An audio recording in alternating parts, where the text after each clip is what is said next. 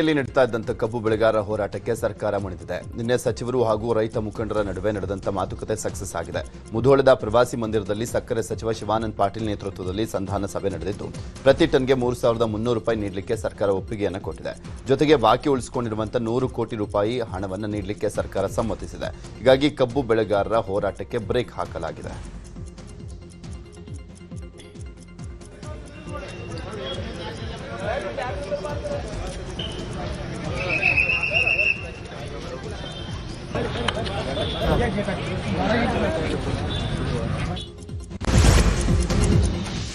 ಇನ್ನು ಸಭೆ ಸಕ್ಸಸ್ ಬಳಿಕ ಮಾತನಾಡಿದ ಸಚಿವ ತಿಮ್ಮಾಪುರ, 2 ದಿನದಲ್ಲಿ ಬಾಕಿ ಹಣ ನೀಡುವುದಕ್ಕೆ ಮಾಲೀಕರು ಒಪ್ಪಿಗೆ ನೀಡಿದ್ದಾರೆ. ನಾಳೆಯಿಂದ ಸಕ್ಕರೆ ಕಾರ್ಖಾನೆಗಳು ಆರಂಭವಾಗುತ್ತೆ. ರೈತರ ಸಮಸ್ಯೆ ಇತ್ಯರ್ಥಕ್ಕೆ ಕೇಂದ್ರಕ್ಕೆ ನಿಯೋಗ ಹೋಗಬೇಕಾಗಿದೆ. ಪ್ರಧಾನಿ ಮೋದಿ ಅವರು ಟೈಮ್ ಕೊಟ್ಟರೆ ಹೋಗಿ ಹೇಳಿ ಬರ್ತೀವಿ ಅಂತ ಹೇಳಿದ್ರು. ಇನ್ನು ಇದೇ ವಿಚಾರವಾಗಿ ಸುಭಾಷ್ ತ್ರಿಪೂರ್ ಕೂಡ ಪ್ರತಿಕ್ರಿಯೆ ಕೊಟ್ಟಿದ್ದಾರೆ. ಅದು ರಿಕವರಿ ಬೇಡ, ನಮಗೆ 3,250 ರೂಪಾಯಿ ಕೊಡಬೇಕು ಕಾರ್ಖಾನೆ ಮಾಲೀಕರಂತೇಳಿ ಹೋರಾಟಗಾರ ಬೇಡಿಕೆ ಇತ್ತು. ಆನಂತರ ನಾವು ಅದನ್ನು ಒಪ್ಪಿಸಿದ್ದೀವಿ. ರೈತ ಹೋರಾಟಗಾರರಲ್ಲಿ ಮತ್ತೊಂದು ಮನವಿ ಬತ್ತು, ಅದನ್ನು ಪ್ರಥಮ ಕಂತಿನಲ್ಲಿ ಕೊಡಬೇಕು, ಇಲ್ಲಾಂದರೆ ಹಿಂದಿನ ಬಾಕಿಗಳೇನದಾವು ಹೆಚ್ಚೆಂಟಿದು ಏನಾದ್ರು ಕಾಂಟ್ರಾಕ್ಟ್ ಇರ್ತಾರೆ ಅವ್ರಿಗೆ ಹಣ ಕೊಡಬೇಕಂತಕ್ಕಂಥದ್ದು. ನಿನ್ನೆ ಇವತ್ತು ಅವ್ರ ಜೊತೆ ಸಂಧಾನ ಮೂಲಕ ಮಾತುಕತೆ ಮಾಡಿ ಇವತ್ತು ರೈತ ಹೋರಾಟಗಾರರು ಹಾಗೂ ಕಾರ್ಖಾನೆ ಮಾಲೀಕರನ್ನು ಕರೆದು ಇವತ್ತು ಸುಖಾಂತ್ಯ ಆಗಿದೆ. ಅವರಿಗೆ ನನ್ನ ವಿಶೇಷವಾದ ಅಭಿನಂದನೆ. ನಮ್ಮ ಉಸ್ತುವಾರಿ ಮಂತ್ರಿಯವರ ಅಧ್ಯಕ್ಷತೆ ಒಳಗ ನಮ್ಮ ಸಭೆ ಆದ್ರೆ ಈಗ ನಾವು ಅವರಿಗೆ 3,250 ರೂಪಾಯಿ ಮೊದಲೇ ಕಂತು ಕೊಡ್ರಿ, ಆನಂತರ ಹಿಂದಾಡಿಸಿ ಅವ್ರದ್ದು 50 ಅಟ್ಟ ಸರ್ಕಾರದ 50 ಅಟ್ಟ ಬರಲಿ ಅಂತೇಳಿ ನಮ್ಮದು ವಿಚಾರ ಇತ್ತು. ಆದ್ರೆ ಅವ್ರು ಏನಂದ್ರು, ಇಲ್ಲ 3,200 ರೂಪಾಯಿ ಫಸ್ಟ್ ಬಿಲ್ಲ, ಆನಂತರ ಅವ್ರದ್ದು 50 ಎರಡನೇ ಬಿಲ್ಲ ಅಂತೇಳಿ ಅಂದ್ರು. ಅದಕ್ಕೆ ನಾವು ಒಪ್ಪಿದೀವಿ.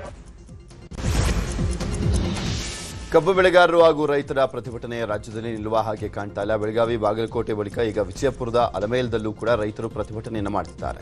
ನಿನ್ನೆ ಸುಡು ಬಿಸಿಲಿನಲ್ಲಿ ಅಲಮೇಲ ತಹಶೀಲ್ದಾರರ ಕಚೇರಿ ಬಳಿ ಸಾವಿರಾರು ರೈತರು ಪ್ರತಿಭಟನೆಯನ್ನು ಮಾಡಿದರು. ಸಕ್ಕರೆ ಕಾರ್ಖಾನೆಗಳು ಕಬ್ಬಿಗೆ ಸೂಕ್ತ ದರ ನಿಗದಿ ಮಾಡಬೇಕು, ಸರ್ಕಾರ ಟನ್ಗೆ 3,300 ರೂಪಾಯಿ ದರ ಘೋಷಣೆ ಮಾಡಿದರೆ, ಆದರೆ ವಿಜಯಪುರದಲ್ಲಿ ಇಳುವರಿ ಆಧಾರದಲ್ಲಿ ದರ ಕಡಿಮೆ ಮಾಡ್ತಾರೆ.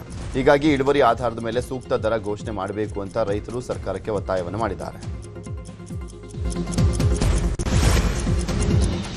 ಕೇಂದ್ರ ಸಚಿವ ಪ್ರಹ್ಲಾದ್ ಜೋಶಿ ನೇತೃತ್ವದಲ್ಲಿ ಹುಬ್ಬಳ್ಳಿಯಲ್ಲಿ ಇವತ್ತು ಏಕತಾ ನಡಿಗೆ ಆಯೋಜಿಸಲಾಗಿದೆ. ಸರ್ದಾರ್ ಪಟೇಲ್ ಅವರ 150ನೇ ಜಯಂತಿ ಅಂಗವಾಗಿ ಆಯೋಜಿಸಿರುವ ಏಕತಾ ನಡಿಗೆಗೆ ಬಿವಿಬಿ ಕಾಲೇಜಿನಲ್ಲಿ ಚಾಲನೆ ನೀಡಲಾಗುತ್ತೆ. ಇನ್ನು ಬಿವಿಬಿ ಕಾಲೇಜಿನಿಂದ ತೋಳನಕೆರೆವರೆಗೆ ಏಕತಾ ನಡಿಗೆ ಸಾಗಲಿದ್ದು, ವಿದ್ಯಾರ್ಥಿಗಳು ಸೇರಿದಂತೆ ಸಾವಿರಾರು ಜನ ಭಾಗಿಯಾಗುವ ನಿರೀಕ್ಷೆ ಇದೆ. ಇದೇ ವೇಳೆ ಸ್ವಚ್ಛತಾ ಶ್ರಮದಾನ, ಆರೋಗ್ಯ ಶಿಬಿರ ಮತ್ತು ಸಾಂಸ್ಕೃತಿಕ ಕಾರ್ಯಕ್ರಮವನ್ನು ಆಯೋಜನೆ ಮಾಡಲಾಗಿದೆ. ಬೆಂಗಳೂರಿನಲ್ಲಿ ಟನಲ್ ರಸ್ತೆ ನಿರ್ಮಿಸಲಿಕ್ಕೆ ಮುಂದಾಗಿರುವಂತಹ ಸರ್ಕಾರದ ವಿರುದ್ಧ ಹೋರಾಟ ಮುಂದುವರೆಸಿದೆ ಬಿಜೆಪಿ. ಇಂದು ಸ್ಯಾಂಕಿ ಕೆರೆಯ ಸಂರಕ್ಷಣೆಗಾಗಿ ಸಹಿ ಸಂಗ್ರಹ, ವೀಕ್ಷಣೆ ಹಾಗೂ ಅಧಿಕಾರಿಗಳೊಂದಿಗೆ ಬಿಜೆಪಿ ನಾಯಕರು ಸಭೆಯನ್ನು ಮಾಡಲಿದ್ದಾರೆ. ಬೆಳಗ್ಗೆ 8 ಗಂಟೆಗೆ ಕೇಂದ್ರ ಸಚಿವೆ ಶೋಭಾ ಕರಂದ್ಲಾಜೆ, ವಿಧಾನಸಭೆ ವಿರೋಧ ಪಕ್ಷ ನಾಯಕ ಆರ್ ಅಶೋಕ್, ಮೇಲ್ಮನೆ ವಿಪಕ್ಷ ನಾಯಕ ಚಲವಾದಿ ನಾರಾಯಣಸ್ವಾಮಿ, ಶಾಸಕ ಅಶ್ವಥ್ ನಾರಾಯಣ್ ಸ್ಯಾಂಕಿ ಕೆರೆಗೆ ಭೇಟಿಯನ್ನು ಕೊಡಲಿದ್ದಾರೆ. ಬಳಿಕ ಕಾಂಗ್ರೆಸ್ ಸರ್ಕಾರ ಪ್ರಕೃತಿಯನ್ನು ನಾಶಪಡಿಸಿ ಕೆರೆಗಳನ್ನು ಹಾಳು ಮಾಡಿ ಅವೈಜ್ಞಾನಿಕ ಮೇಲ್ಸೇತುವೆಗಳನ್ನು ನಿರ್ಮಿಸಿ ಸ್ಯಾಂಕಿ ಕೆರೆಯ ನಾಶಕ್ಕೆ ಮುಂದಾಗಿದೆ ಅಂತ ಸಹಿ ಸಂಗ್ರಹ ಅಭಿಯಾನವನ್ನು ಮಾಡಲಿದ್ದಾರೆ.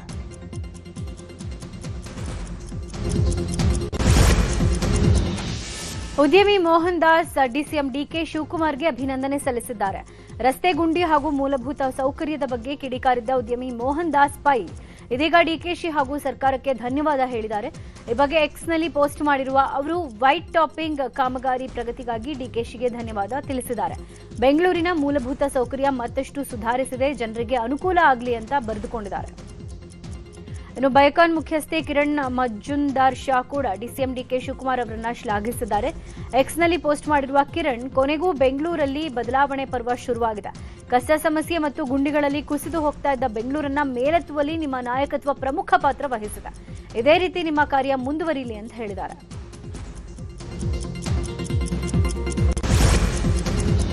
ಉಪಮುಖ್ಯಮಂತ್ರಿ ಡಿಕೆ ಶಿವಕುಮಾರ್ ಬರೆದಿರುವಂತಹ ನೀರಿನ ಹೆಜ್ಜೆ ಪುಸ್ತಕವನ್ನು ವಿಧಾನಸೌಧದಲ್ಲಿ ಸಿಎಂ ಸಿದ್ದರಾಮಯ್ಯ ಬಿಡುಗಡೆ ಮಾಡಿದರು. ರಾಜ್ಯದ ಜಲಸಂಪನ್ಮೂಲ ಸಮಸ್ಯೆಗಳು, ಸವಾಲುಗಳು, ನೀರಿನ ನಿರ್ವಹಣೆಗೆ ಭವಿಷ್ಯದ ಯೋಜನೆಗಳ ಬಗ್ಗೆ ಈ ನೀರಿನ ಹೆಜ್ಜೆ ಕೃತಿಯಲ್ಲಿ ವಿವರಣೆಗಳು ಕೊಡಲಾಗಿದೆ.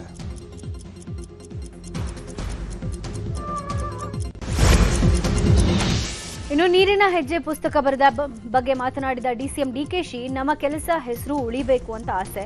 ಸಾಕಷ್ಟು ಸಂಶೋಧನೆ ಮಾಡಿ 10 ರಾಜ್ಯಗಳ ನದಿಯ ವಿಚಾರವನ್ನ ಬರೆದಿದ್ದೇನೆ. ದೇವೇಗೌಡರ ಕಾಲದಲ್ಲಿ ನೀರಾವರಿ ನಿರ್ಧಾರಗಳನ್ನ ಪುಸ್ತಕದಲ್ಲಿ ಪ್ರಶಂಸೆ ಮಾಡಿದ್ದೇನೆ ಅಂದ್ರು. ಇನ್ನು ಮೇಕೆದಾಟು ಯೋಜನೆ ವಿಚಾರವಾಗಿ ತಮಿಳುನಾಡು ವಿರುದ್ಧ ಕಿಡಿಕಾರಿದ್ದಾರೆ. ನಾವು ನಮ್ಮ ಹೆಸರು ಉಳಿಬೇಕು, ನಾವು ಮಾಡಿದಂತ ಕೆಲಸಗಳೆಲ್ಲ ಉಳಿಬೇಕು ಅನ್ನೋದು ನನ್ನ ಆಸೆ. ಸೊ ಈ ಪುಸ್ತಕದಲ್ಲಿ ಬಹಳ ವಿಚಾರಗಳನ್ನ ಬರೆದಿದ್ದೇನೆ, ರಿಸರ್ಚ್ ಮಾಡಿದ್ದೀನಿ.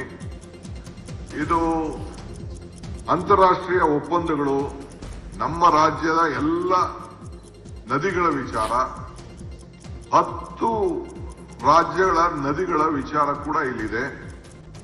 ಇಲ್ಲಿ ದೇವೇಗೌಡರು ತೆಗೆದುಕೊಂಡಂತ ತೀರ್ಮಾನ, ಒಪ್ಪಂದ, ಆ ಯಶಸ್ಸು, ಅದು ಕೂಡ ಇಲ್ಲಿ ಬರೆದಿದ್ದೀನಿ. ನಾನು ಪೊಲಿಟಿಕ್ಸ್ ಮಾಡಕ್ ಹೋಗಿಲ್ಲ ಇಲ್ಲಿ, ನನಗೆ ಅವಶ್ಯಕತೆ ಇಲ್ಲ. ದೇವೇಗೌಡರನ್ನು ಇಲ್ಲಿ ನಾನು ಅಭಿನಂದಿಸಿದ್ದೀನಿ. ಅವ್ರ ಕಾಲದಲ್ಲಿ ಏನು ಡಿಸಿಷನ್ ಆಯ್ತು, ಇಂಟರ್ನ್ಯಾಷನಲ್ ವಾಟರ್ ಡಿಸ್ಪ್ಯೂಟ್, ನಮ್ದು ಮತ್ತು ಪಕ್ಕದ ದೇಶದ ಒಪ್ಪಂದ ಏನಿದೆ ಅಂತ ಕೂಡ ಇಲ್ಲಿ ನಾನು ಬರೆದಿದ್ದೇನೆ. ನಾವು ನಮ್ಮ ಹೆಸರು ಡಿಕೆಶಿ ನೀರಿನ ಹೆಜ್ಜೆ ಪುಸ್ತಕ ಬಿಡುಗಡೆ ಬಳಿಕ ಮಾತನಾಡಿರುವಂತಹ ಸಿಎಂ ಸಿದ್ದರಾಮಯ್ಯ, ನೀರಿನ ವಿವಾದ ಒಪ್ಪಂದ ತೀರ್ಪು ಆಧಾರವಾಗಿಟ್ಟುಕೊಂಡು ಡಿಕೆ ಶಿವಕುಮಾರ್ ಪುಸ್ತಕ ಬರೆದಿದ್ದಾರೆ. ಈ ಕೃತಿ ನಾನು ಪೂರ್ಣವಾಗಿ ಓದ್ತೇನೆ. ಮೇಕೆದಾಟು ಯೋಜನೆಗೆ ತಮಿಳುನಾಡು ವಿರೋಧ ಮಾಡ್ತಾ ಇದೆ, ಆದರೂ ಡಿಕೆಶಿ ಮಾಡಲೇಬೇಕು ಅಂತ ಪಾದಯಾತ್ರೆ ಮಾಡಿದ್ವಿ. ಇದಕ್ಕೆ ವಿರುದ್ಧವಾಗಿ ತಮಿಳುನಾಡು ಅರ್ಜಿ ಹಾಕಿತ್ತು. ಆ ಅರ್ಜಿ ಸುಪ್ರೀಂ ಕೋರ್ಟ್ ವಜಾ ಮಾಡಿದೆ. ಇದರಲ್ಲಿ ಡಿಕೆಶಿ ಪಾತ್ರ ಮಹತ್ವದ್ದಾಗಿದೆ ಅಂತ ಹೇಳಿದರು. ಬಳ್ಳಾರಿ ನಾನು ಶಿವಕುಮಾರ್ ಮಾತಾಡಿ ಒಂದು ಪಾದಯಾತ್ರೆ ಮಾಡಬೇಕು ಮೇಕೆದಾಟಿಗೋಸ್ಕರ ಅಂತೇಳಿ ಪಾದಯಾತ್ರೆಯನ್ನು ಮಾಡಿದ್ರು. ನೀವೆಲ್ಲ ಸಹಕಾರ ಕೊಟ್ಟಿದ್ರಿ, ಪಾರ್ಟಿಸಿಪೇಟ್ ಮಾಡಿದ್ರಿ. ಅದು ವಿರೋಧ ಇದ್ದೇ ಇರ್ತದೆ, ವಿರೋಧ ಮಾಡೋರು ಬೇರೆ, ಅದು ಬೇರೆ ಇರ್ತದೆ. ನಾನು ಬಳ್ಳಾರಿ ಪಾದಯಾತ್ರೆ ಮಾಡಬೇಕಾದಾಗ ಕೂಡ ಕೆಲವರು ವಿರೋಧ ಮಾಡಬೇಕು ಅಂತ ಇದ್ರು, ಆದ್ರೆ ಅಂತಿಮವಾಗಿ ಎಲ್ಲರೂ ಒಪ್ಕೊಂಡ್ರು, ಪಾದಯಾತ್ರೆ ಆಯಿತು. ಈ ಇದರಲ್ಲೂ ಕೂಡ ಪಾದಯಾತ್ರೆ ಮಾಡಬೇಕು ಅಂತಂದಾಗ ಸ್ವಲ್ಪ ವಿರೋಧಗಳು ಬರ್ತಕ್ಕಂಥದ್ದು ಸಹಜ. ಆದರೆ ಡಿ.ಕೆ. ಶಿವಕುಮಾರ್ ಅವರು ಬಹಳ ಪರ್ಟಿಕ್ಯುಲರ್ ಆಗಿ ಮಾಡಲೇಬೇಕು ಅಂತ ಹೇಳಿದ್ರು. ನಾನು ಕೂಡ ಅದಕ್ಕೆ ವರ್ಷ ಕಳೆದ್ರೂ ದರ್ಶನ್ ರಾಜಾತಿಥ್ಯ ಕೇಸ್ಗಳ ಚಾರ್ಜ್ ಶೀಟ್ ಇನ್ನೂ ಸಲ್ಲಿಕೆ ಆಗಿಲ್ಲ. 2024ರ ಸೆಪ್ಟೆಂಬರ್ನಲ್ಲಿ ದಾಖಲಾಗಿದ್ದ 3 ಪ್ರಕರಣಗಳಾಗಿದ್ದು, ಮೊದಲ ಪ್ರಕರಣ ಜೈಲಿನಲ್ಲಿ ನಟ ದರ್ಶನ್ ಧೂಮಪಾನ ಮಾಡಿದ್ದು, ಜೈಲಿನಲ್ಲಿ ಮೊಬೈಲ್ ಬಳಸಿದ 2ನೇ ಪ್ರಕರಣ, ಮಧ್ಯರಾತ್ರಿ ವಸ್ತುಗಳನ್ನು ಸಾಗಿಸಿದ್ದು 3ನೇ ಪ್ರಕರಣ. ಇನ್ನು 2 ಕೇಸ್ನಲ್ಲಿ ನಟ ದರ್ಶನ್ ಸೇರಿದಂತೆ ಕೆಲ ಆರೋಪಿಗಳು ಭಾಗಿಯಾಗಿದ್ದಾರೆ. 3ನೇ ಕೇಸ್ನಲ್ಲಿ ಓರ್ವ ಖೈದಿ, 3 ಜೈಲಿನ ಅಧಿಕಾರಿಗಳು, ಸಿಬ್ಬಂದಿಗಳು ಭಾಗಿಯಾಗಿರುವ ಆರೋಪ ಇದೆ. ಈ 3 ಕೇಸ್ಗಳ ಚಾರ್ಜ್ ಶೀಟ್ ಇನ್ನೂ ಸಲ್ಲಿಕೆ ಆಗಿಲ್ಲ. ಈ ನಡುವೆ ಮತ್ತೆ ಜೈಲಿನಲ್ಲಿ ಖೈದಿಗಳ ದರ್ಬಾರ್ ವಿಡಿಯೋಗಳು ಲೀಕ್ ಆಗಿದೆ. ಪುನಃ ಎಫ್ಐಆರ್ ದಾಖಲಿಸಿ ಪೊಲೀಸರು ತನಿಖೆ ಮಾಡುತ್ತಿದ್ದಾರೆ.